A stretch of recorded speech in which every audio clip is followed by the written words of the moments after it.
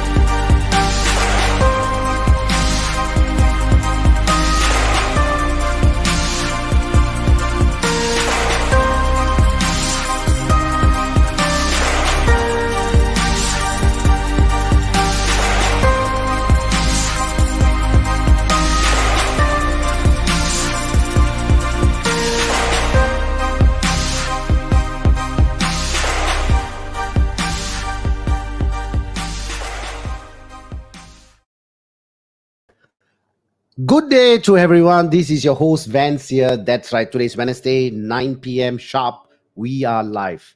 Of course, with every session, we come in with a different topics.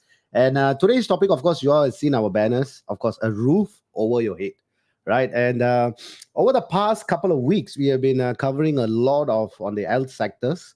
We talked with a lot of doctors and also nutritionists and a lot of stuff that we is going on in Kopi events. And today we want to talk something about a roof overhead. And we got someone who's very experienced, a very good friend of mine as well. I'm not going to delay any more moments. I'm going to invite Sean Travolta. Hi, Sean. Hi, Vance. How are you doing? I'm good, sir. How are you? I'm doing fantastic. It's been a wonderful day. I've been following your Kopi with Vance for a while now. Really amazing work you guys are doing in the area of health and all that. I was more or less trying to get my health better. We realtors tend to overwork ourselves to the ground sometimes, and investing in our health is really critical. And that's how I got involved in your program as well. Well, fantastic work. Keep that going. Happy to be on board. Very privileged to be here today. Thank you, Sean. Thank you. On the lighter side, not on the serious side, on the lighter side, where is your jumbo planes parked? I wish. Because when I was saying like Sean Travolta, people like, hey, who is that Travolta? But of course, I'm sure you're going to get a plane as well soon in the future. I hope. I used to do recreational flying though, and that's somehow great. That's good to know that. Travolta is someone I always resonated with a keen interest in aviation. So yes, you got that very spot on actually. Thank you. Yep, I would definitely want to buy a plane sometime in the future just for recreational flying nearby, things like that. Thank you, Sean. Thank you for joining me at Kopi Events. I know it's your time right now. I mean, busy day. You'll be moving around, and right now you're spending 1 hour of your precious time usual spending with your family or doing your work. But thank you so much for spending time with Kopi Events. Unfortunately, I'm not drinking coffee today. I'm drinking some lemon water because been talking a lot. Sean, before we go on, could you just do yourself an introduction so that our viewers will know who we are engaging today with? So maybe you want to do a quick introduction about yourself, Sean? Yeah. Okay. So my name is Sean Travolta. I have been a realtor for the last 10 years. I have seen the industry go up and come down. I've seen people make money. I've seen people lose money by making the wrong decisions in real estate. I've been privileged and blessed to have been working with many of my clients who provide me repeated business, referrals and things like that. I also have the privilege of working with many high net worth individuals, both locals and foreigners as well. So I had also the opportunity to transact not just HDB, but private properties, penthouses, landed properties, and even Sentosa high net worth properties as well. So I do carry that experience with me. It's a very interesting trade. You learn every single day. At the same time, you always look forward to new opportunities. It is a very evolving trade. So We always have to have our head on the ground and listen to things very keenly and provide the best for our clients at the end of the day. And I got to say, Sean, I mean, I watched some of your videos in TikTok. I mean, very interesting. There are certain topics that you talk about. I think it's very important, and I think it's very crucial as well. Hmm. I think my TikTok is something I started off very recently. I mean, Vance, I'm actually in my 40s now, so TikTok and me is like chicken and duck, in that sense. Okay. But then you see, as a realtor, it's also a character trait of you, whether you will go to that extent to come out of your comfort zone to do things for the benefit of your clients, and I take that as an attitude. Pretty much what we do in our work, in our lives, is more or less a set attitude. It's a set of habit. It's a set of behavior. And if you are not someone willing to challenge yourself, challenge what people think you will not do, uh, it will really run you down at times. And to me, what drives me always in this trait, because it's a trait which is very challenging. You have very interesting people you will come to contact with. Um, it's a challenge because it's a trait which you have to constantly motivate yourself. You have to constantly pick yourself up and go, because as they say, you Right. got no boss. You got no boss to manage you. But when Okay. you got no boss, you can become lazy. You can wake up at 11, And to be honest, compared to my times, I used to work in the government service, 15 over years. I used to have regular sleeping patterns. But today, I wake up very early in the morning. I sleep very late at night. And that's also Right. why I start watching your programs, because I also want Thank to you. see whether I'm doing things right or not, whether I'm overrunning myself, whether I'm going towards burnouts and things like that. But Sean, I got to stop you here for a while. Yeah.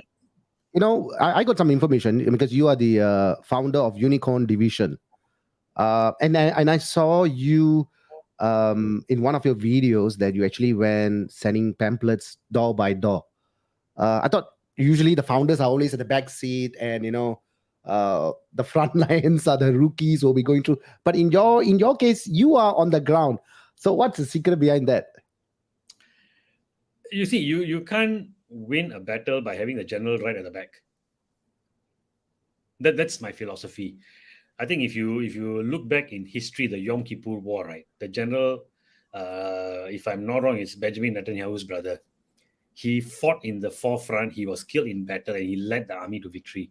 And if you want to build a team, you want to do exceptional work, you have to be in the front line at the very very front, at the tip of the spear. If you are not doing the legwork, if you're not putting in the sweat equity, you will not be able to effectively tell people how to lead towards that success. So for me, it's also a very interesting thing. You see, many of us will think that, hey, why am I going on the ground to do it? It's an attitude for me. When I go on the ground and I talk to owners of landed properties, I'm firstly going down there to check out for my buyers what is the current market trend. That's the real feedback you get, not some newspaper report, not some so-called experts, not so-called gurus who are telling you and giving you predictions from nowhere. These are real people you're meeting on the ground, the real owners. Right. Now, what is the flip side of that? A lot of people fear managing questions, managing expectations, managing their emotions on the ground. To me, it's this way, lah. If you don't go on the ground, you don't talk to them, you will not know a lot of things. Number one, but if you are not able to manage their questions the first time, you come back, you get rejected, you don't want to go it again. It's your attitude. For me, is if I can't answer it right now, what have I gone wrong? I improve myself. It puts me on my toes because you need to have the information at your fingertips. So it goes back to, of course, what you're prepared to do. Your preparation is key. Going down there, engaging, you need to have the answers ready. You need to manage the people. You need to work with them. One of the things they will always say, if you go and knock on the door, you must wear very smartly.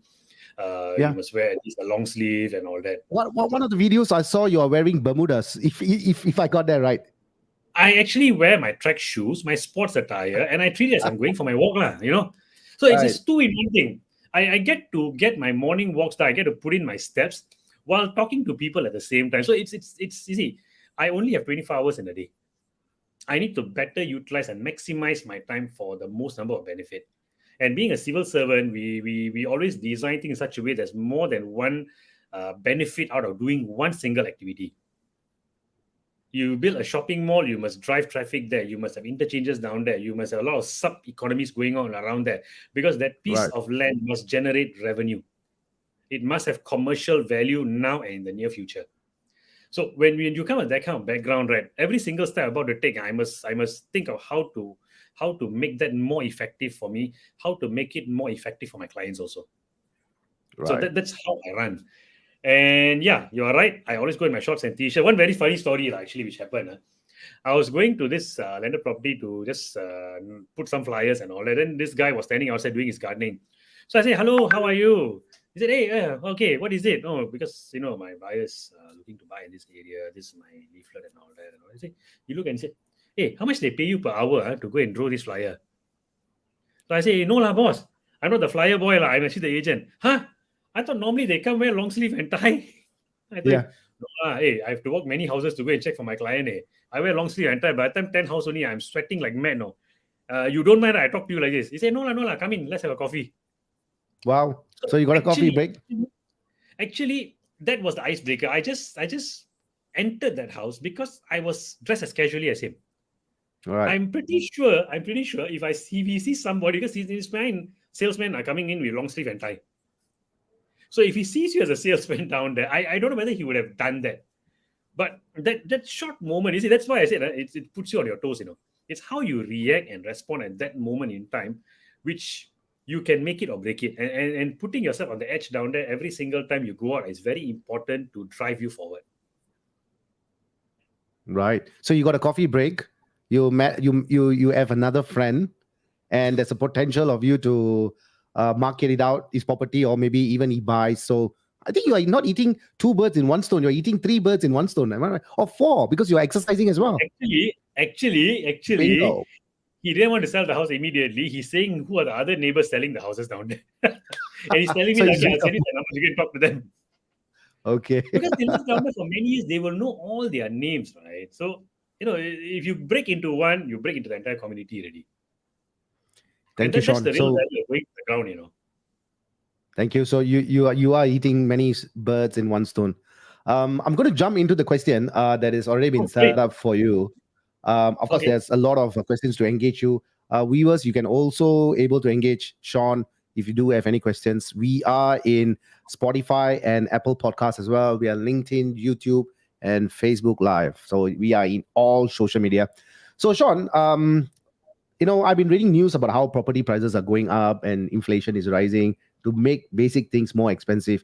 Will housing continue being affordable? What is your take on that? Because we can see sometimes there's also a topic that we talk about a $1 million, if I got that right, something right, the Yeah, $1 yeah, million yeah, dollar yeah. property. Yeah, maybe you want to share that, Sean, because I know you're speaking about that. Everyone today focuses on $1 million HDB, $1 million HDB, right? You know what's the joke or not, actually? $1 million is not really a big thing anymore already. Last year there were 262 $1 million HDBs sold. Right Wow. now, we haven't even finished. We haven't even started fourth quarter of the year yet. We're already breaking that number already. And I have this feeling by end of this year, it's going to hit 300. And that's still not the best part. The juiciest part is we are not at 1.1 million, 1.2 million anymore. The highest transactor is 1.418 million at Dawson for a HDB, five yeah. room. 1.418 million. So when we are talking about expensive, right? I think people get that impression that, why HDB is going at 1.4 million. My goodness, how to afford, right? How to afford, right? Okay. I let's look at it this way. Housing prices are going up, inflation is rising, everything is more expensive, right? Are you still buying property today? That's the fundamental thing. For every $1 million HDB sold, the news coming out, right? It means that there is not just a seller and no buyer, no. There is a buyer willing to pay the price. We are always thinking of the house sold at 1 million, but everyone seems to ignore the fact that there's actually a buyer who paid the price. And the buyer Right. cannot pay the price and go through the transaction without being able to afford, right? So if he's able to afford that price, even the guy who bought for 1.418 million, it still shows it's affordable. But again, I will always emphasize this. 1 million and above transactions are increasingly going to become more and more common. I will say this again. 1 million and above transaction is going to become more and more common, and very soon, all of y'all in the future will be transacting at 1 million and above. It's a very Wow. bold statement, but we have, just bear with this. There's you have to see the alignment. Last year 262, this year 300, next year can be 350. Why? Cost of goods going up, cost of basic materials are going up. To build houses today is getting more expensive, especially after COVID, because of your supply chain disruption. Cost of material goods going up, cost of labor has also increased, because if you today put a person in a dormitory in Singapore and putting him 5 years ago, the cost is very different today. Because of COVID, everything is very differently managed. There's a cost implication to things, and things are becoming more and more expensive.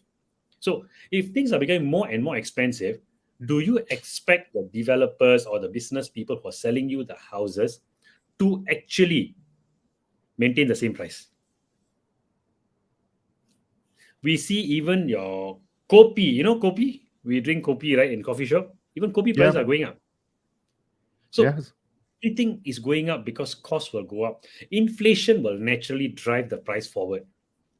Inflation will always have to drive the price forward, but inflation will bring along salary increases, which is why A quick, if you I got a quick question for you, Sean. And yep, I'm sorry to interrupt here. If someone is buying, I mean, about due respect, a $1 million property in HDP, why are right. not they investing in condominium? Okay, it really depends on the individual. Okay, there are people today who want to buy a good HDB in very good locations.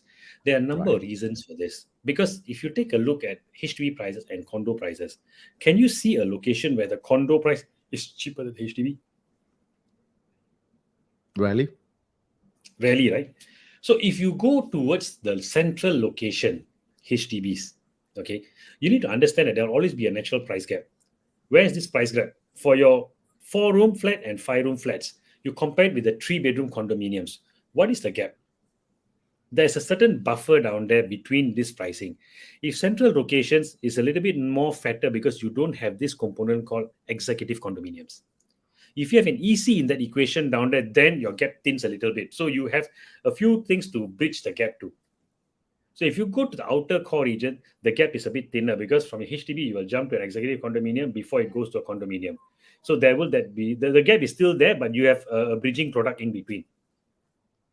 But in the core central region, there's no bridging product. So it will Right. the HDBs will try to always catch up with the 3 bedrooms. For example, if you look at Pinnacle and Duxton, everybody's trying to compete with the locations down there condominium. If you take a look, one Pearl Bank, it's easily transacted at 2,700 per square feet. So if you buy a 1,000 square feet apartment, it's going to cost you $2.7 million, and a HDB down there is costing you maybe 1.3 million. Is that two times price gap very natural?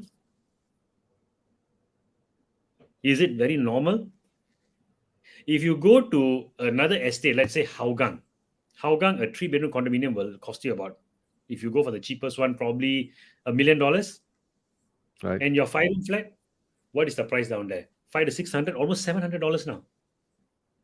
If you go to Upper Serangoon Avenue, they're transacting about 700,000. Gap is about 300,000. So if the gap is 300,000 in terms of ratio, right? You compete down there and you see it's almost double. So the gap is very wide. So there is still room for the price to grow, because there's no bridging product called executive condominiums down there. So that will cause that concern. But I think for general people, right, they should not be overly concerned about this, because at the end of the day, um, a few things determine your affordability. Number one, your income. Number two, your leverage, which is whatever your loan is, whether you have a HDB loan or you take a bank loan, your leverage. Okay, and I'll talk about this later when we dwell deeper into the subject. So you put this together, and your CPF. If you have put in your money in the right property today and it's seeing money, that cash component, all this will form your purchasing power, and that will form your affordability in a large sense. So that is where it becomes very objective.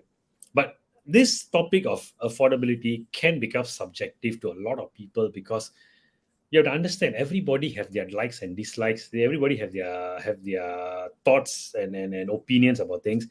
And we can speak strictly on numbers, but everybody have their own issues to deal with. Not everybody will have that kind of cash free play to go in and do things. They may have other things to deal with. They may have other expenses. They have elderly parents to take care of, or they have young children to go and send to school to. So many of these things will interplay and cause that emotion to run. It is also Right. important to understand that if they are around a circle of people who have the same thoughts, they will always be echoing the same thing also. Yeah. One thing for sure, I'm a bit astonished here. You seem to know all the numbers in your head. Are you looking in some kind of screen which shows you, Strangon, you got these kind of prices? How do you able to remember all these numbers in your fingertips? Well, number one, I've transacted in these areas before, so I sort of know the pricing in most of these estates. And another part of my work, you see, it's not just about talking to clients. My part of work, I go out, I knock on people's door, I talk to people, I have clients, I show houses and all that, right? But a good chunk of my work, which starts very early in the morning, is doing a lot of research, a lot of market research, market intelligence. Every morning, I check which are the houses transacted 1 million and above. This area, what is coming down there, what is coming over here, what are the transacting prices over here. These are things which I need to know, because you cannot be telling your client, you hold on, I go and check and come back to you. You hold on, I check and come back to you. Then you check and come back, will never come back. One day will not come back to you after that. So you need to They will know go things to in your fingertips, lah. A lot of things preparation is you need to people. All there are many agents who only start preparing themselves when they have a client talking to them. right. I can't afford to do that. I mean, if you want to be a successful agent, right, you want to do big transactions for clients and all that, you can't afford to tell them, hold on, I go and check this and come back to you. No, it doesn't work that way. It's on that spot you need to know at least Right. the ground level information. So Sean, how that's many how. years of sorry, you were saying something? So it's basically a lot of preparation work, lah. You do that Right. every single day. Sean, how many years of experiences you have in the property line? I started in property in 2012, right after leaving my government service work. I was in the civil service for 15 years. I pretty much worked in law enforcement for a good period of time, and then I went on to do some policy work in the ministry. And then from there, I was an accidental property agent, lah. Just to digress a little bit, if the Right. topic is becoming a bit too numbered and so this is the story of how I became property agent. My wife was a property agent when she met me and we got married. I was still a civil So she got servant. So so she huh? motivated you to be one. She motivated you No, to be one? No. Okay. actually, okay, property agent, and usually weekends they work a lot. And after working out, so I was naturally the driver. Like, we have one car. So she'll come and fetch me, then I will drive her because I'm pretty good on the roads. Saturday, Sunday, she will tell me, okay, I need to do all these things. Okay, don't worry, I got mental GPS, I will go everywhere. So as I was bringing around and all that, right, I'll listen to all the conversations she have with the clients and all that. Sometimes you have to tumpang them and bring them around. So you will chit chat, do some small talk. So she was serving this one client, which is actually a Bangladeshi guy. He runs businesses over there. He already has one property in Singapore. He was looking to buy the second one. So he wanted to buy a Little India area. She arranged a few places to go and see, and then I brought them around and see. He keep telling me balcony small lah, this one lah, that one lah, this one not good condition, all these things he was saying. Fine. After that, since he had nothing down there left, I knew there was this launch done by Faiz at Bedok Reservoir. So what I did was I told him, okay, look, Mr. Farouk, shall we go and just take a look or not? There's this new development. Just go and see. He told me, what's the area? Bedok. What Bedok? You come and see lah, very near airport, very nice place and all that. Say, okay, free ride. Drive, go down there. Then the developer showed everything and all that. Then he told me, you come here. You see this map, right? What is coming here? What is coming there? You government soon, you will know. Okay lah. So I was put on the spot already, right? I had to think on the feet. You see, my training started very early, preparation. Right, Look at the right, plan. right. You know, okay, if the government put here means what is coming down there. You know. Because, you are trained to think very far ahead. Our master Yeah. plans are not just 5 years. If you look at URA, it's 5 year. Technically, it's 25, 50 years, 25 to 50 years ahead, the roadmap is already done. So when you know how these guys, the city planners think and all that, you more or less will know. So I told you, okay, roughly this way the MRT is coming. True enough, came already. Bedok Reservoir MRT. He called the wife in Dhaka, and after that he said, okay, I like this house. And he took the second last floor, 14th floor. It was 15th floor development. He took the 14th floor. Now, Saturday, afternoon, So basically, he was ready to go, but he has no checkbook because his banker is switched off already. Citibank is closed. So what do you do now? I told my wife, "Never mind, you wait down here, start the paperwork." I drive the car, went back home, take my checkbook, put for him. On Monday, we switched the checks. That's how we transacted. That was my first property deal I did. I haven't even joined anything yet. I'm not even a realtor yet, no. Then my wife told me, "Hey, you have the talent for it, lah." You know that It just reminds me right now. Maybe perhaps she was training you already. When we are driving, she's speaking to the clients, and you got to go and fetch her and pick up her. So I think she's already grooming you and training you to become the top consultant. invariably, because you know why? For me, the thing is this. I pick up things very fast. I learn very quickly. I also grasp. This is what a lot of people have told me, lah. The more complicated things, I pick up very quickly. The more difficult concepts to understand, I pick up quickly. But probably it's also because of my training in the government service. I'm forever thankful for that experience, because when you sit at that level and you look at things from a very high level view, right? It's easy for people to criticize what the civil servants are doing, but you will never know what they're doing until you step into their shoes. It's not easy. You have a lot of accountability in your work. So Right. that actually like sort of started my training into this actually. Sean, at this point of time, I'm going to ask you something. Yeah. You started what in 2012? Hmm. So that is about what, 10 eight, years now. 10 years, right? The maths. Yeah. Um, what does a real estate agent need a good kind of those kind of good attitudes? Because I mean, of course, they're in the past where someone who is only chooses, oh, I only want to do this, I don't want to do that. But how do you coach your rookies or your, in your line? What do you think those kind of qualities is needed to be a successful agent? I think fundamentally, if you want to be a real estate agent, you need to number one, understand how the business works, and you need to see whether you are someone who actually are up for that challenge. Because you know why? A lot of people coming in, they are not mentally prepared for the challenge they are about to take. All they see is, wow, this agent get millionaire, that agent is a millionaire, this fella earns so much, this fella driving Maserati, that fella driving a Ferrari. But you don't know what goes on for them to sit behind that wheel. It's never easy to walk the path they have walked, but everybody only sees what they're doing right now, and they never see the journey which they took to reach down there. And I think that is fundamentally very important. A lot of agents are coming in with very wrong ideas of, oh, I come in within 3 years, I can do this, I can do that. There's a natural learning curve in this industry. You need to align yourself with good leaders also who are willing to open up and teach you. I can tell you, real estate playbook, I didn't know the full playbook until like maybe last year. It took a long number of years to really earn the trust of your seniors before they open up their playbook and they show you, okay, this is how the 20% are working. This is how they score their real big deals. This is how they transact for their clients, how their clients kept coming back to them again and again and again. The real So insider is it secrets. some kind of a magic book? You know? No lah, bro. Actually, there's no magic book lah. It's whether you have the ability to see things beyond what you're seeing. You see, a lot of us, when trainers teach us a lot of things, they tell you, okay, you go and do this, go and do that, go and do that. A lot of us are just focusing on the content down there. Today, a lot of people are focusing on the content. But when I train my rookies, I tell them, look, you have been getting all this training, all this training, all this training. What are you not trained to do now? And which they are doing and you don't know. So I always ask them to look out for what these guys are not training. There are a lot of leaders out there not training their people 100%. And they will not do that also until you are in their confident book. Until you are their right hand, left hand, they will not.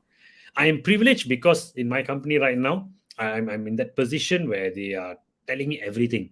So it is transforming the way I'm doing my business. Already, I'm putting in a lot of effort to get things done. But this extra boost of 5% is really where Right. the magic lies in. This is where you really deliver your absolute best to your clients. And your clients keep coming back to you again and again and again.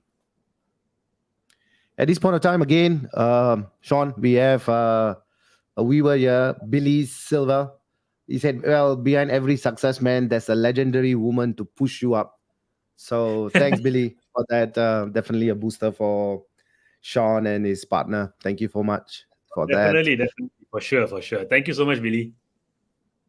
So let's move on to the next question. Yes, COVID has become everybody's not the best friend. It does a lot of damage, took so many lives, put everybody into a different kind of situation, and now we are in this virtual is also because of that. Even though we are ready to meet up in real person, but what is the status was like pre-COVID versus post-COVID or during the COVID? What exactly has happened in the property, Sean? I think this is a very, very broad question. There are many areas to talk about in this segment, but let me just keep it a little bit Right. simple. I don't go into the very small details because if you go into it, I think the whole day is not enough.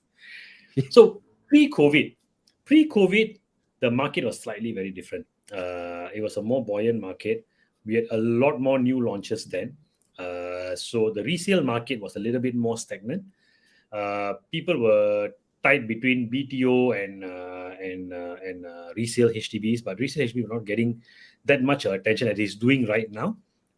Because everybody wanted something new. They were always after something new, something new, something new. And it's for a very good reason. You see, if you buy a newer property, you are buying the property at a higher price, yes, but the higher price is connected to the land value, the actual land value, which was released at that material time. So you're buying something of high value, that's why you're paying more. You cannot Right. compare a newer HDB flat to an older HDB flat and say, how come this has a price disparity? There will be a price disparity because that land price is different from this land price. So you can't draw the apple to apple comparison. But that was because people were prepared to wait. New launch condominium people were prepared to wait for 3 to 4 years. BTO people were prepared to wait for 3 to 4 years. Then COVID struck. When COVID struck, number one, all construction sites were shut down. So all your BTOs and your new launches were already stunted in their construction efforts and things like that. All of the workers were in isolation. So when that happened, right, it took a good almost 4 months for this situation to stabilize. In fact, the situation was drawing a little bit longer. The first 2 months of the circuit breaker, nothing was going on because uh, if I can articulate this part, I was also helping the COVID-19 task force during that period. I was called back because of my police Right. background. I was helping directly dealing with this situation in the isolation and all that. I'm not going to go into those details because Okay. of the secrecy agreements and all that. But you know, it was stuck at that time because everyone was trying to grapple with this new silent enemy. There's no way for you to know whether this guy is going to recover in 10 days, 15 days, 20 days, 30 days. Right. People were in isolation for almost 2 months because we were trying to learn this new disease and its patterns and whether reintegrating these people into the society will be beneficial or not. Infected people, you don't want to send them more outside and then they start creating another viral chain. It was very, very Right. uncertain times. And by the time we got a grasp and we start testing the dormitories, then whoa, everything started. Suddenly the numbers exploded. Okay. So all the dormitories are shut down as well. And when you shut down a dormitory, you want to isolate people, right? You need to spin them out.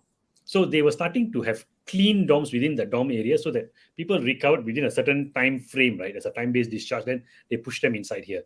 For that to happen, this has to be sanitized. So initially they were sent to army camps and all that. Then they started to clean up the dorms. So this whole cycle and the coordination took some time because there was no real workforce or task group set up to monitor this entire chain of events. And from that perspective, right, it took a longer time for the government to calibrate everything because it's totally out of whack. Everybody was working, burning midnight hours. I remember I start every day at about 7:30 in the morning and I come back midnight, sometimes at 2 o'clock in the morning. And the next day I go back again. For the first 2 weeks, we didn't have any rest days. That was how we were working like crazy, I tell you.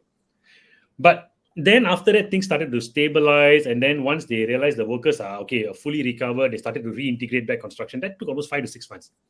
So basically, in terms of your development, right, 5 to 6 months of actual labor going into that stopped. That's one thing. Now, your construction materials, your supply chain is out because vessels are not moving because people coming in supply vessels are getting infected. When you have an infected vessel coming in, you have to apply a pratik. That means they will be quarantined at sea.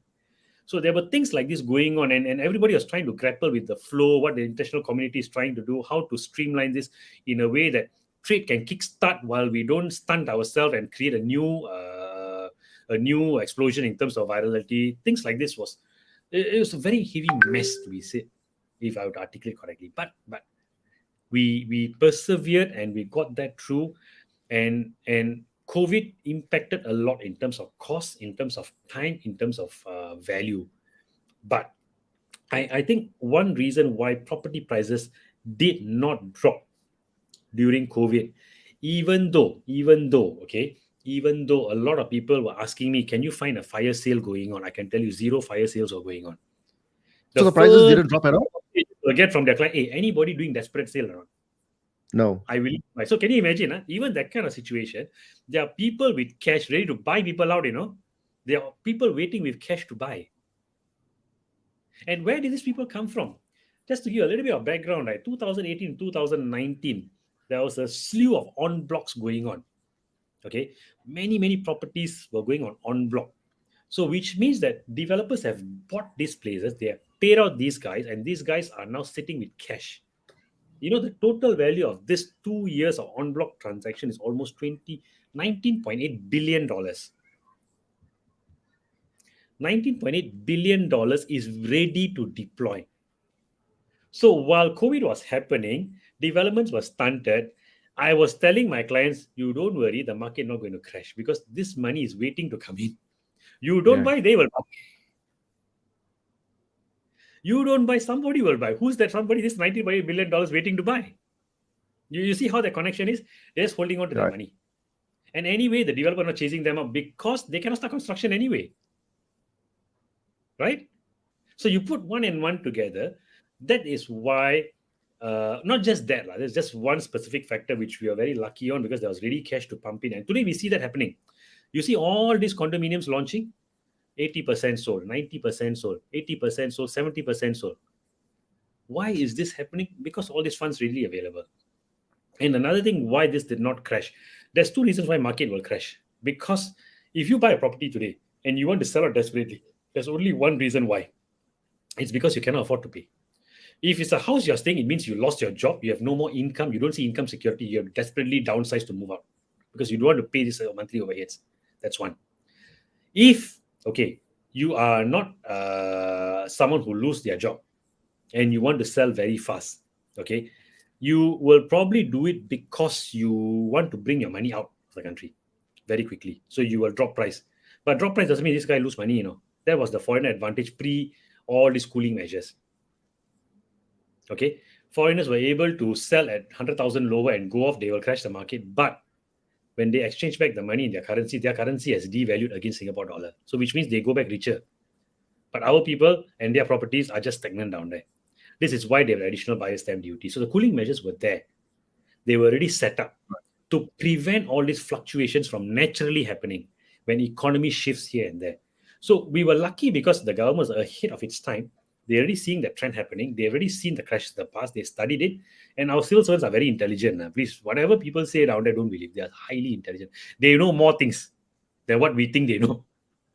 And they already planned this out already. So the fundamentals were right. But at the same time, while the fundamentals were right, we had a 2-year good run of on block and the money was ready to go in. And that's why you saw Pasir Ris flying off the shelf, even though the price was high. Irwell Hill Residences was flying off the shelf. Canning Hill Piers was flying off the shelf. A lot of the high-end properties were moving very fast. And because our fundamentals were right, our Singapore dollar was very strong, right? A lot of foreigners were also putting their money into Singapore. They were moving their money because, you see, when you talk about foreigners, I think we will be touching on that a little bit more detail later. But when it comes to foreigners, right, why they fundamentally buy in Singapore? Because our dollar is strong, our economy is solid, the fundamentals of real estate is fantastic. Nothing else around the world can compare to it. So that's why our pricing didn't crash. Thank you for that. Yes, we are now live with Sean Travolta, talking about a roof over our head. He is the founder of Unicorn Division. And yes, viewers who are watching this right now, we are live in Spotify and Apple Podcasts as well. You can catch us as YouTube, Facebook, and LinkedIn. I'm going to go on to the next question, Sean. But before that, when is the best time to buy a property? Quick answer. Rapid fire. Rapid fire. Okay. To be honest, 10 years ago. If you asked me 10 years ago. 10 years ago. The next best time? 20 years ago. You're just going to multiply. No, you see, bro, in those times, you don't have all these cooling measures. That's one thing. Okay, yes, you don't have that much protection, but you also didn't have that much restriction at that time. At that time, if I were to go back 20 years ago, right, with $1 million, I can go and buy 10 $1 million properties, and the bank would have paid me 90% loan for every single property. Wow. That was the market 20 years ago. So with my 1 million, I can be worth 10 million instantly. Today, I can't do Wow. it. Yep. The game is different, right? Very different. It's very, very different. Today the government is, of course there were advantages in doing this at that time. We were a growing economy, so doing that would increase your asset value highly. So it was the right thing to do.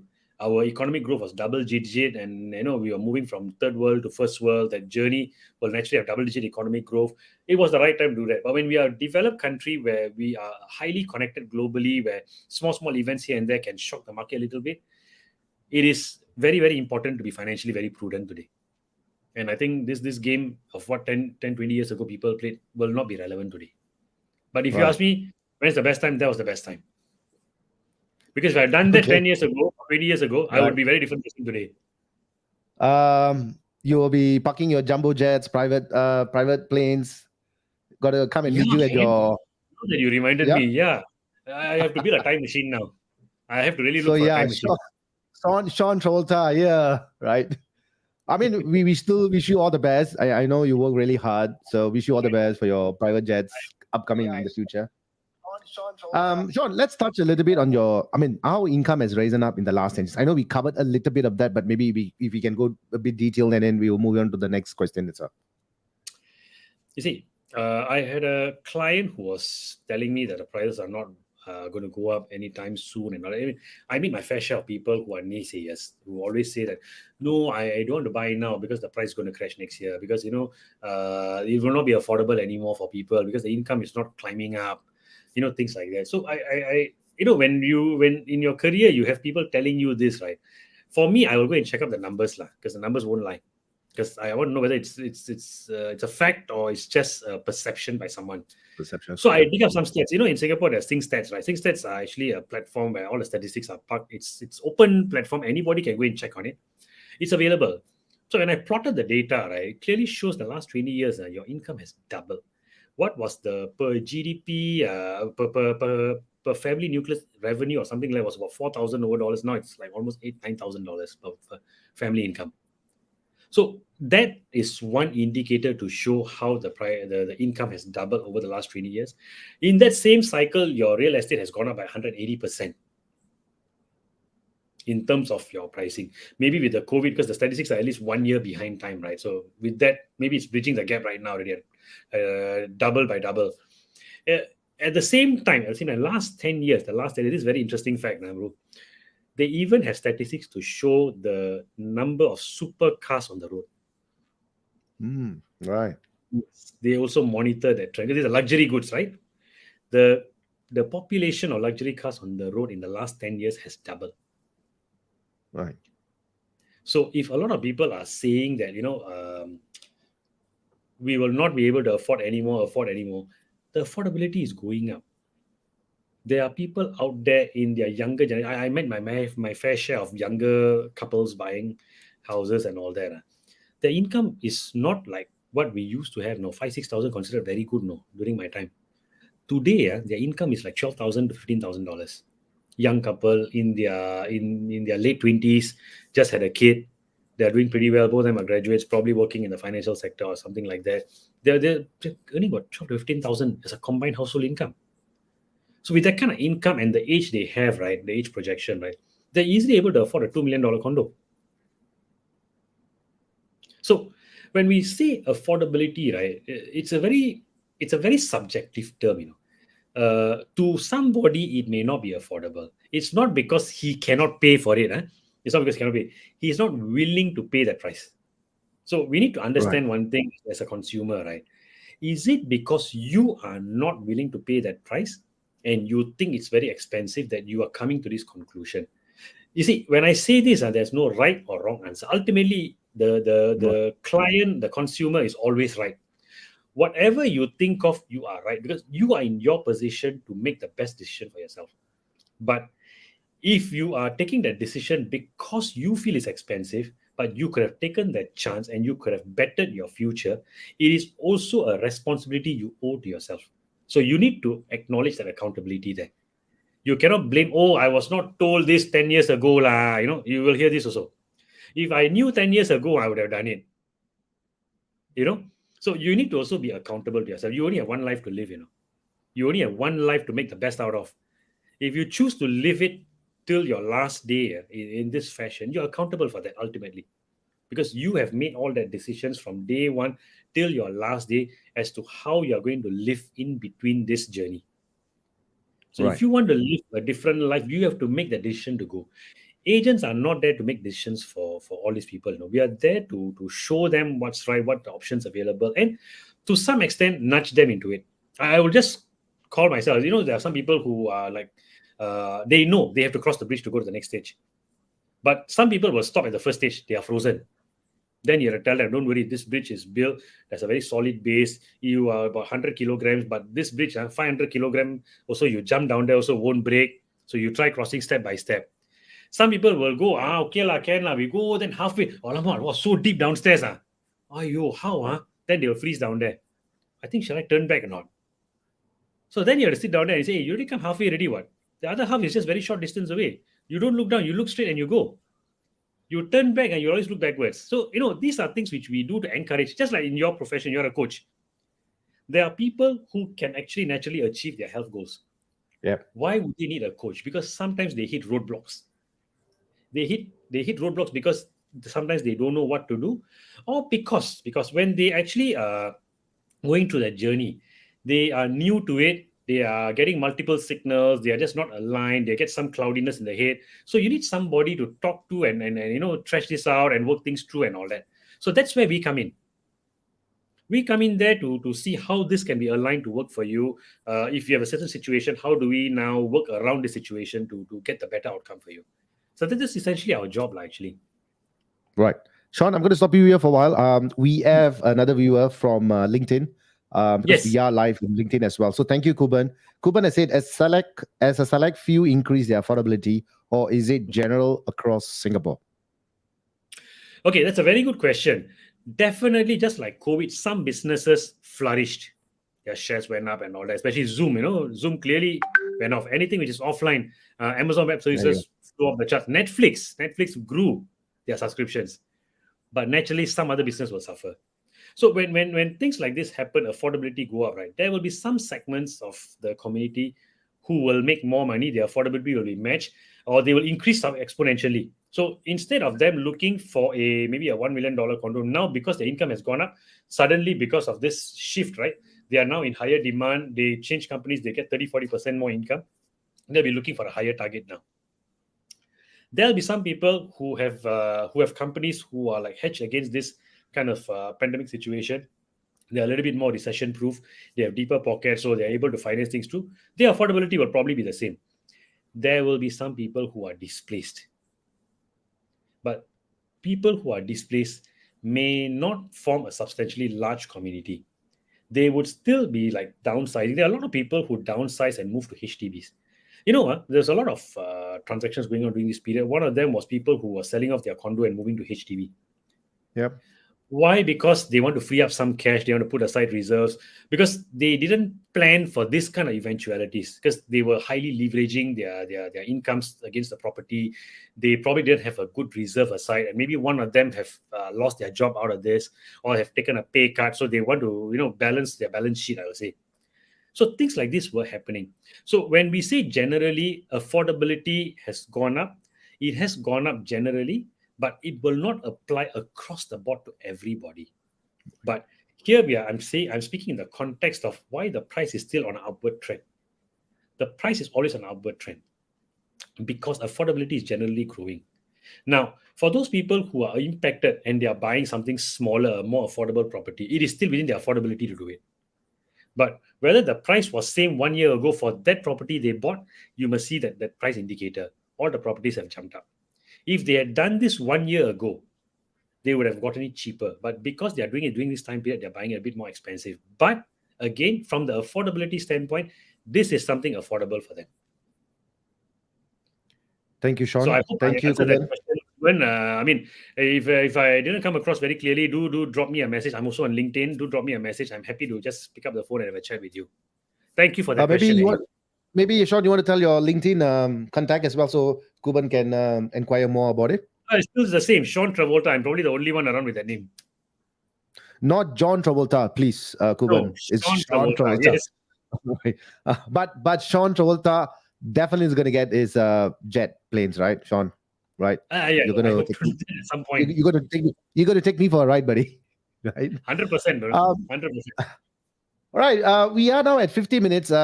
Great conversation going on. A roof over our head. We got few more questions to ask Sean. I'm going to jump into the real estate right now. Mm. Sean, why real estate is still the best asset for wealth creation? Okay.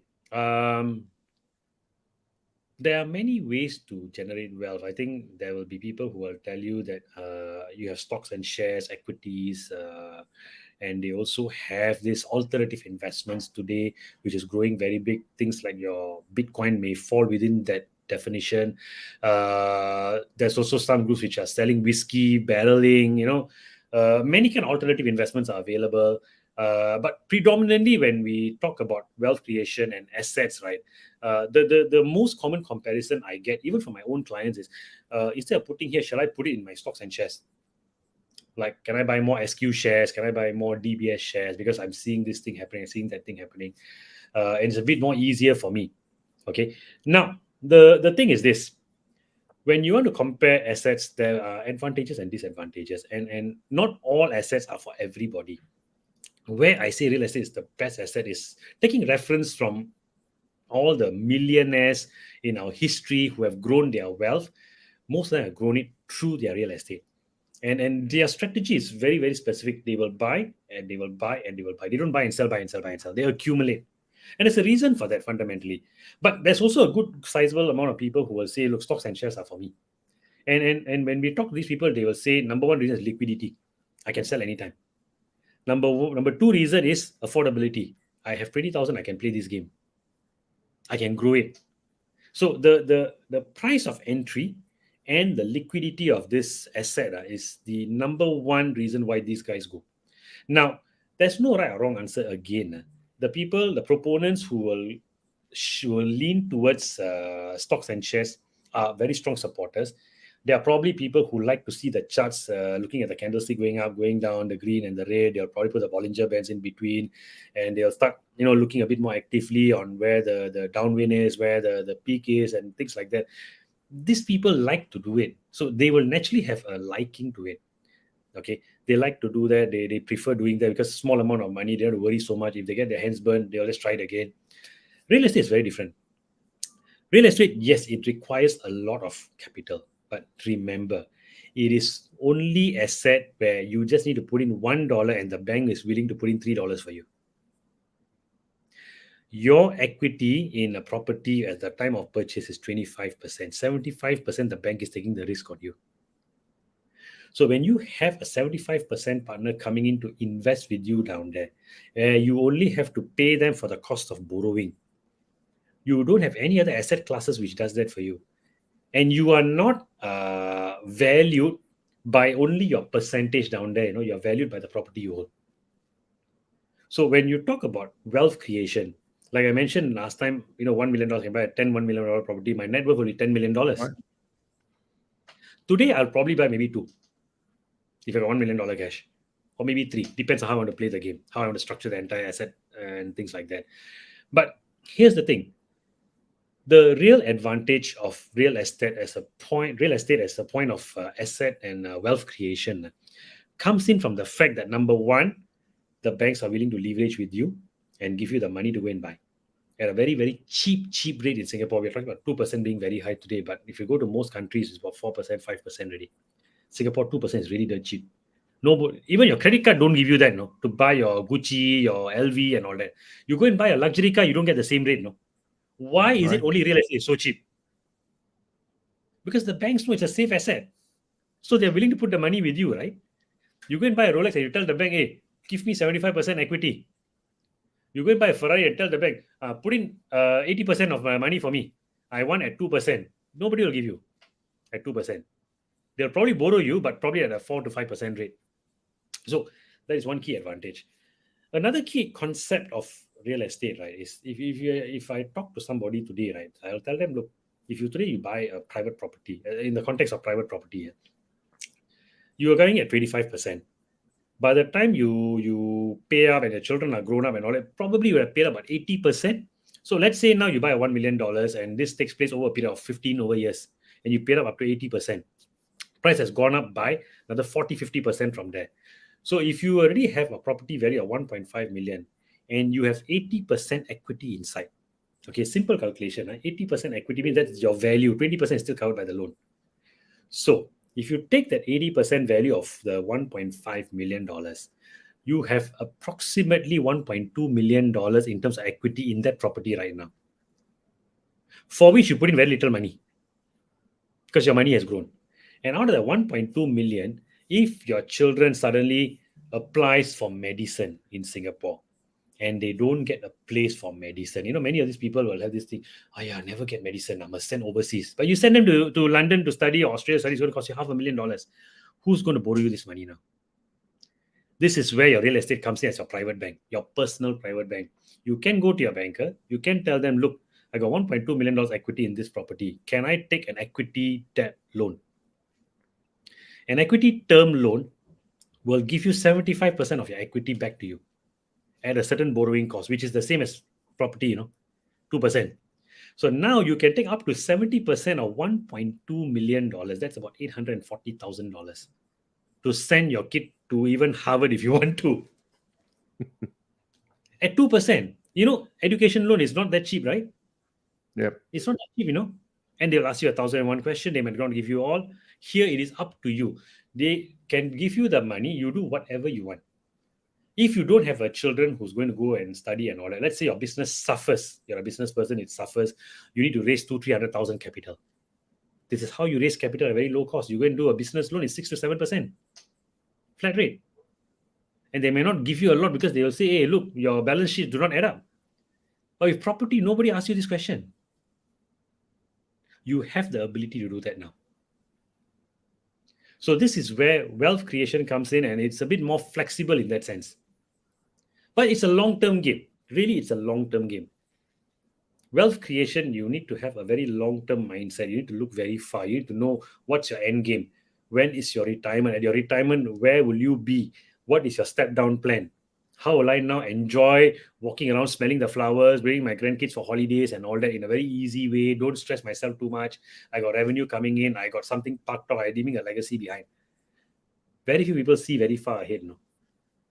Yeah, I mean, most of us, I think, only looks around 5 years ahead, 10 years ahead. But now we are talking about 40 years ahead, right? You have to. You have to, because 40 years down the road, you can't be trying to rewind the clock again. No. You can't rewind your clock. There's only one road down there and you already gone past it already. You have gone past many checkpoints by the time you reach your end road. And if you don't go and do that early today, you probably will not. You may have regrets on your dying bed, so to speak. Sorry if this sounds a bit crude, but you may have regrets on your dying bed, no? All right, Sean, we are going to take another 2 more questions and then we are done for the day. We talked a little bit on the insane prices. Also, your expertise on this, right? I mean, of course, many investors are coming to Singapore. Many also taking up a lot of properties in Singapore because they want to make this as their homeland, right?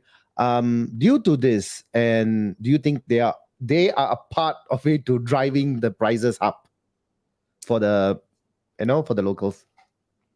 Okay. It is true foreigners are taking up properties in Singapore, especially at very high prices. But we have to understand one thing: where are these high prices happening? Typically in the very central locations. You're talking about Orchard, you're talking about Sentosa, you're talking about Bukit Timah. So these are the areas. If you talk about HDB, you're also looking at the central areas. Dawson, Pinnacle at Duxton, the usual stuff. Now, I'm talking about the peak pricing, not the regular $1 million HDB. That one, almost every estate, even Woodlands 2 days ago had one. So those are the norm. It has to break the pricing at some point. At some point, all the price will break 1 million. If I remember now, even Bukit Panjang, the latest was about 980,000. Almost there. Almost a million. Almost there, almost there. So if you ask me next year, Bukit Panjang will break, very high chance. If you are a seller today coming into the market and you realize that this unit has very similar attributes to yours, sold at 980,000, will you stop short at 980,000? Will you ask for more? As a seller, you will definitely ask for more. Yeah. So because there's a price set down there, you have to keep breaking the price. That's how the mindset works down here. So when we look at foreigners taking up properties at very high prices, yes, a lot of foreigners are coming in. Today, primarily, you are seeing all these transactions happening because a couple of years back, just prior to COVID, in fact, we were quite fortunate. We had this global investor program in Singapore, which is primarily run by EDB. I work very closely with a law firm which is connected to them to plug in my clients into that program as well. So I have a little bit of knowledge in that. So they had this two categories of people who they were trying to attract in. First category was an established business with at least $500 million in annual revenue. Owners of such businesses are always welcome to settle down under the Global Investor Program, set up base here. And by setting up base here means that you also hire a lot of people around here and all that. So as part of that package, they will offer you a PR with that. It's a very open thing. They already announced that. So you have people like Dyson and all these guys coming in and you see the price breaking down. The second category of people were what we call the unicorns. Nothing associated with my division though. Even though I would love to be in that position, but you know, when they say unicorns, these are companies which have a corporate valuation of 500 million and above. So this is where Temasek comes quite big. Temasek and their entities will go and scout around the world for such kind of unicorn businesses and, you know, offer them, look, why don't you come and set up in Singapore? I'll pump in a Series A funding of maybe 200 million, but I need you to come to Singapore and set it up. So when you boom in your Series B, Series C, right, you are a Singapore brand now. So it brings a lot of activity, a lot of revenue, a lot of interest in Singapore. We are being very open about this right now because we want to attract very good talents, right? So the talent must start from the apex level. So these guys were also attracted to come in. So you have people like Gojek and all these people all coming in, setting up. Temasek and Sequoia plays a very heavy role in finding these kind of good deals and bring them on board. That's how also One Championship came about, actually. So these were the brands they bring in, and then they also have that going down there. Now, when you have these two categories, the third category, what they call the 30Next, came about just towards the tail end of 2019 when Hong Kong started to have riots.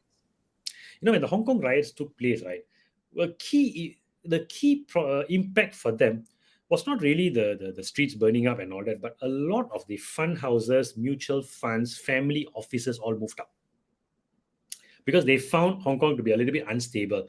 They were, you see, in the entire world, there are about 5 international financial centers.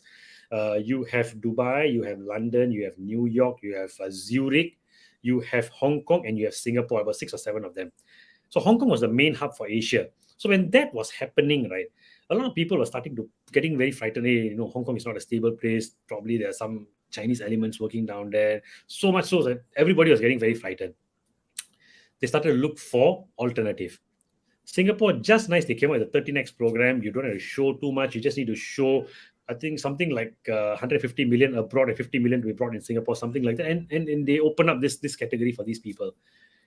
Suddenly, from 2019 all the way, a lot of these houses moved to Singapore. So CBD was packed. You have right now, I think, according to EDB statistics, at least 400 family office already set up and another 100 more on application. Something like that. I have to check this number. The last I read was something along with that line. So each family office brings along that kind of tremendous value, that kind of job opportunities for locals, the kind of skill sets which they need, the kind of investment ability they have to drive the market with us. So when these, now you see, earlier I told you about the 19.8 billion, right? $1 billion. Now you got these guys coming in. Value, okay, from what I can tell, I can be corrected on this, is almost $60 billion. So you have this amount of money flooding into Singapore to invest. Real estate will be one key driver, especially with COVID coming up, because it's a safe asset. So a lot of these things were happening in the market. So when foreigners start taking up properties, they're not just coming in because the Singapore has a very good governance, a loan, they have rule of law, everybody's treated equally, it's a safe country. A lot, in fact, my foreign clients, Number one reason they like to come to Singapore is their daughters and their wives can go out shopping and come back in one piece. Number two reason is our medical facilities are top notch. They don't trust their doctors. I'll be very brutal about Right. this. Many of my foreign clients, when they come to me, right, they come to me because their friends will tell me, hey, can you help him find a doctor to go and see? They want to go and do their medical check. So this starts like this. So they come to Singapore, they do their medical, then they look around, they see houses and all that, then they start to ask you about, hey, if my children want to study at NUS, how do I get them to apply? So when you listen to them and you ask them what's their age, and there's at least about 8 years more to go. They are planning ahead. 8 years more to go means they'll start buying houses because they don't want their children to stay in somebody's rented house because they will come and stay. And these are people who are wealthy. So this is how the cycle starts for these guys.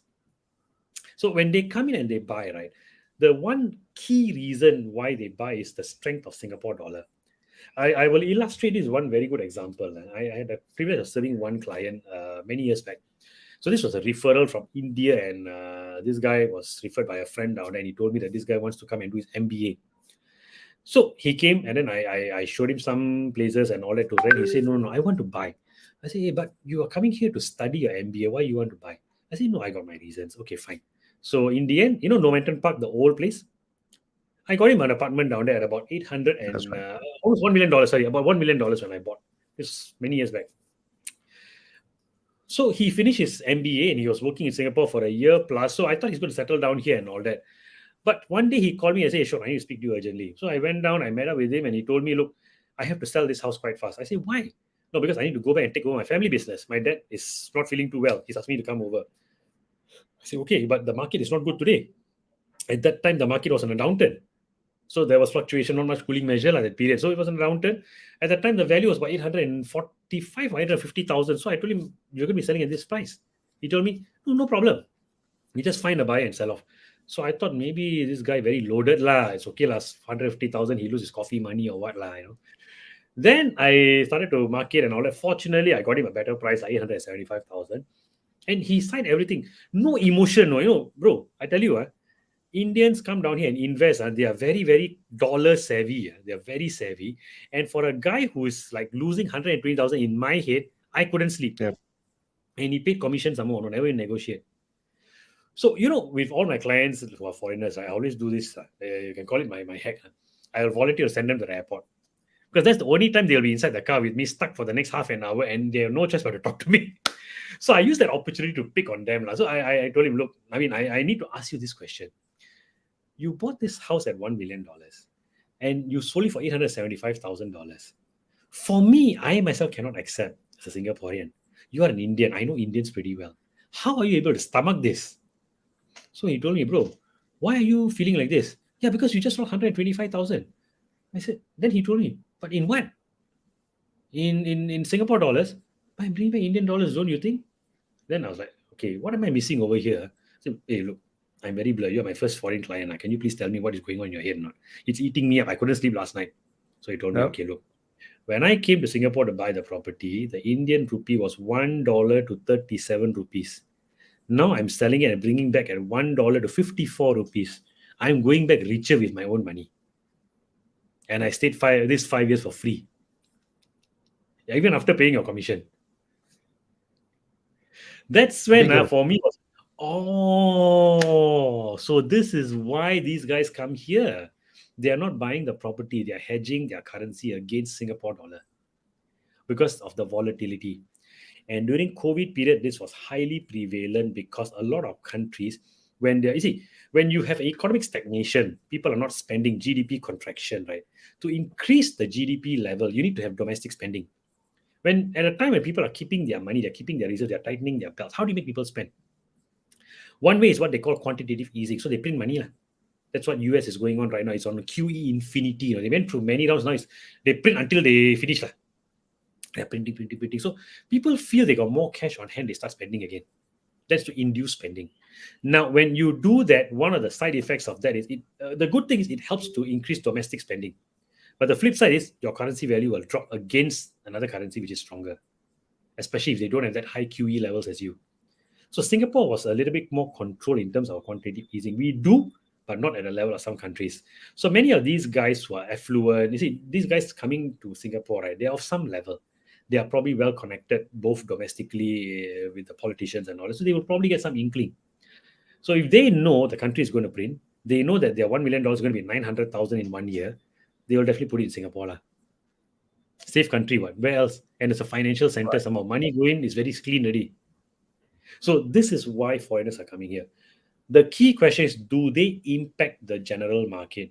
They do impact the general market, but this impact is highly felt in the core central regions where you see a very high price disparity. Core central, we are talking about District 9, 10, 11, 1, 4, these kind of locations, right?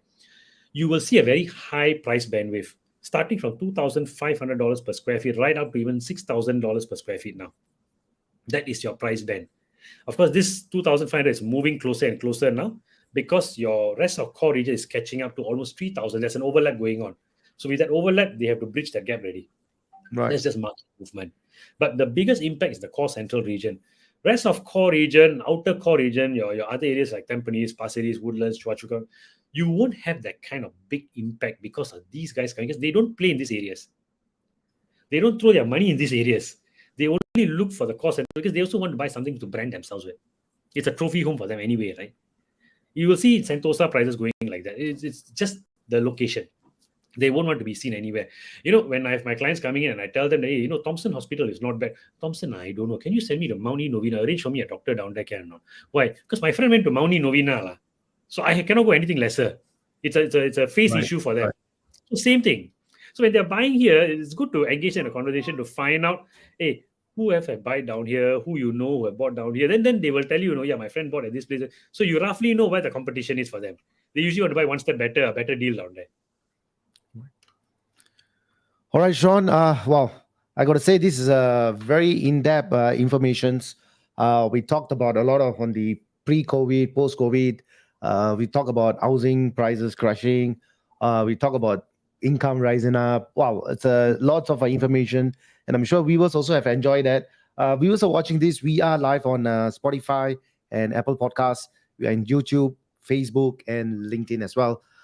Sean, any last tip of an advice for our viewers within a minute, and then we'll be able to say adios, amigos. Well, if you are looking at real estate from a very traditional standpoint of roof over your head, I can only tell you one thing: it's gone are the days where let my parents buy one house, stay 40 years, and then hope that the house will do something magic for them. It doesn't happen like that anymore. Other than your own income, right? What else are the sources of income you have today to build a better retirement? Because the people who bought houses 40 years ago today are feeling the pinch of rising costs, rising medical bills, and their current property, if they stay down there for 40 years, may not be yielding the kind of interest which they would want it to provide them with. You buy a house 40 years later, you want to sell, then what are you going to buy after that? So if you want to avoid that kind of traps which is going on, because you see, the government came up with many of these schemes with very good intent and all that, but the exponential growth we experienced over the last 40 years, right? We have become highly connected to the local economy and the domestic and global economy. We're highly connected. So every single shock, every single benefit is going to come that way and all that. So you need to really plan forward. And one way to do that is to look at your financial prudence level. You need to look at what you're spending. And one thing I always tell young couples when they come and talk to me is, do you have a balance sheet? If you don't have, better start one. Because this is your lifesaver. If you don't look at your balance sheet and scrutinize every single expense, right, you will never know where your money is bleeding to. And you will keep saying, I can't afford. Because why? Every month you're spending on things which you are spending on, not realizing that this is where you can cut on to save up, free up some money and go and do something better for yourself. So I always tell them, go and look for a balance sheet. And you need to set aside reserves in today's context, because without your reserves, it's just like any business. Many businesses suffered during COVID. Why? Because of online e-commerce and all that, there were a lot of new businesses. People from home are starting businesses and all that. But if you look at business from a traditional standpoint, you need to have operating capital. You need to have a reserve capital. Reserve capital is your war chest. When times are bad, you need to draw down. That's like Singapore. Singapore has a very sizable reserve. And because we had that, we were able to weather the storm of COVID. If Singapore didn't have that kind of money, we are all dead, So you take that lesson from what our government has done and apply it to yourselves. You must have a very good reserve for your future. You must have your money parked in the right place. You can always tell yourself one. I always tell this to my clients. Every $1 you spend can either make your pocket richer or make someone else's pocket richer. Always understand that when you spend the money. I'm not saying don't spend. Sometimes you have to spend, no choice. But look at where you can save a little bit. Watch your expenses, and then put the money in the right places. Real estate is a fantastic way of saving money. If you are good with stocks and shares and you're making money out of that, please put that inside there. Make money for yourself. I'm not saying only real estate. If you're good with stocks and shares, by all means, go ahead. I don't know about stocks and shares, so I can't speak for that. I only know real estate. So for me, it's limited option lah. But for you, if you know, by all means, go and do. The other thing is that if you are someone who is not good at stock and share and you want to look at real estate, buy the right type. How do you know whether you're buying the right type? Talk to a proper realtor. I think that's very important. Talk to someone who sits down and listens to you, ask you a lot of questions. Sometimes, when I talk to clients, right, they get uneasy when I ask them a question. I always tell them one thing: if you don't tell me, I can't help you.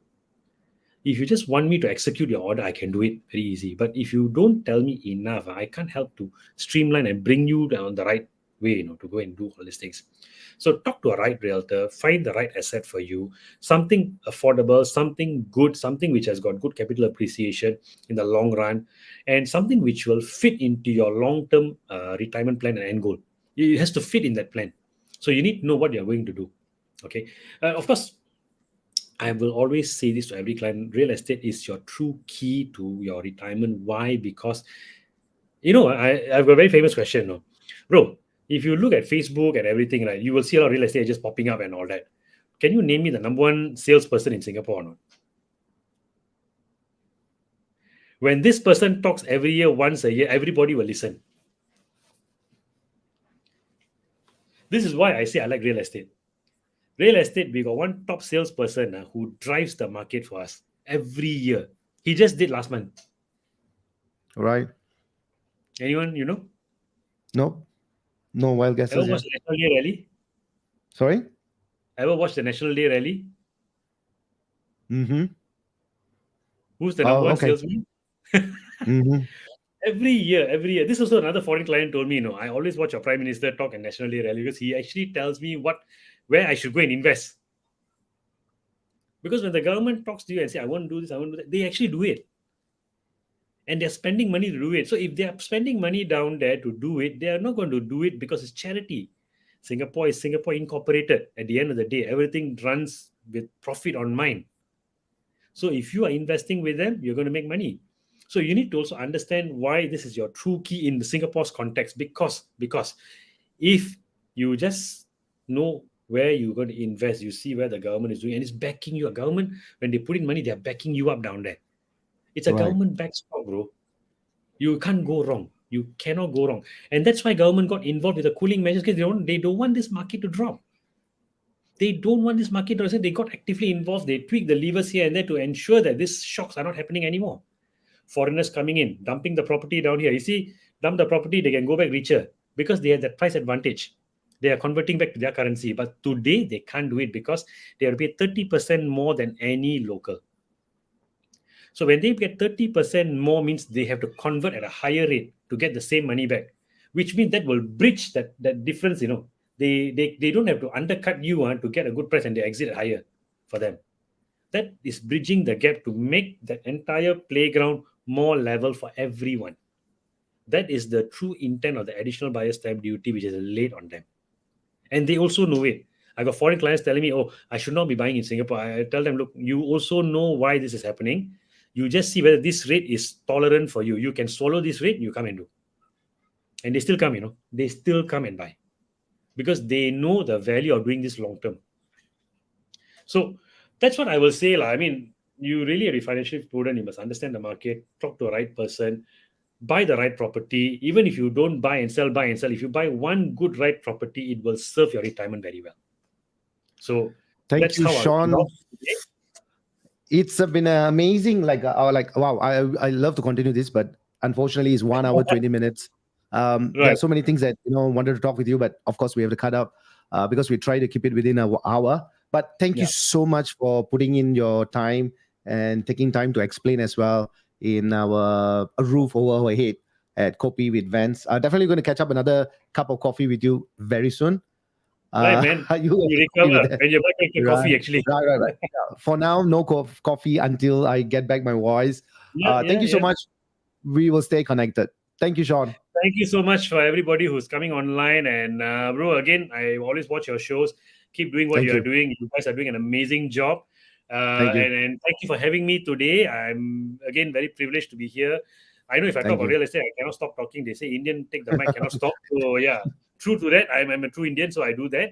But then again, that's because I am very passionate in my work. I do a lot of research, and there's a lot of information which I have, which can be very relevant to people. I hope today everyone Right. enjoyed this program. If you're watching live, thank you very much for taking the time to watch live. If you're coming on the recorded version of things, keep sharing this to everybody. I hope more people benefit out of this. And, once I hope you get more viewers coming in as well. Thank you. Thank you so much. Thank you, Sean. Thank Good you. night. Have a great day. Bye Thank bye. you. Bye. So that was Sean. Wow, was that amazing? 1 hour, 20 minutes. In fact, today I was having two podcasts. One was doing a moderator. And of course, all happened on a very unpredicted day where I actually lost my voice, but that didn't stop me from conducting. Thank you to Sean who joined us and spending almost 1 hour, 20 minutes on stuff that he knows and where he was at properties. Thank you so much. So we will be back again on Wednesday, 9 p.m. On a different topic, of course. For the, like I said, past 3 months or 4 months, we've always been on the health topic. So now we are going into lifestyle, probably more on motorbikes, cars, hobbies, just to look at different ways of exploring. All right. So it's time for me to say adios, amigo. Thank you so much for joining with me. And I'll catch you soon. This is Vance, Kopi with Vance. Catch up.